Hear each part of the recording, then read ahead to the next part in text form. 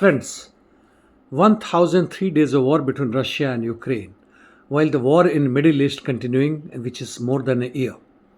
There are two ingredients or informations, news inputs, which is likely to change the course of war.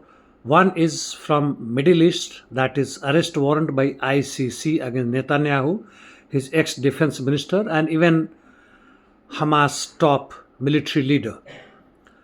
While in Russia and Ukraine war, Russia has launched one intercontinental ballistic missile in Ukrainian area, and on which we'll be talking later. As far as the Ukrainian southern war zones are concerned, in Kherson, no changes. In Zaporozhye, however, the Russians are now making advance with full force in Velika Novosilka, that is Rimivki salient. Russians have advanced from Zolotaya Niva and Novodonetsk and reached outskirts of Novosilka, that is Velika Novosilka, and almost advanced 1 to 2 kilometers. Russian army has also entered Rozdolnoye. Coming to Kurakho-Pokrovsk sectors in east, Russian army is advancing in the center of Kurakho. In northern Kurakho direction, Russians have advanced and taken over Berestki almost fully. And also towards Novoelinka, they have made good gains. The fight is on for Sontsivka and Novomatrivka, which is fallen now. As far as Sontsivka is concerned, the latest information says that Russians have captured 50% of this village. And in southern side, Russian army has captured Dalnye fully. Here they also advanced towards Dalnye Pobeda line. Further south and southwest towards Bohoyavlenka sector, Russians expanded control zone, and also towards Trudo and Maximivka. In Pokrovsk sector, Russians advanced towards Zhaltoe direction and northeast of Pustinka and south of Lysivka. As far as Kursk is concerned, heavy fight is continuing in center of the city, and Russians made gains north and west inside the city. Coming to Bakhmut-Chasiv direction, fight is on inside Chasiv on the outskirts of refractory plant, where Russian army has made its presence felt. Russians also advancing in the southern flank of Bakhmut towards Klishivka bridgehead, where they are making gains almost 1 kilometer square per day. Also inside Klishivka, they advance 1 kilometer.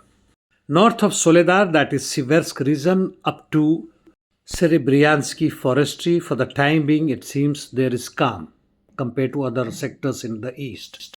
Northeast Ukraine, the offensive operation by the Russians on many sectors from Kupyansk-Svatovo Crimea direction continues, while in north of Kharkov, that is Slobozhanske direction, no changes in Vovchansk or Liptsy directions.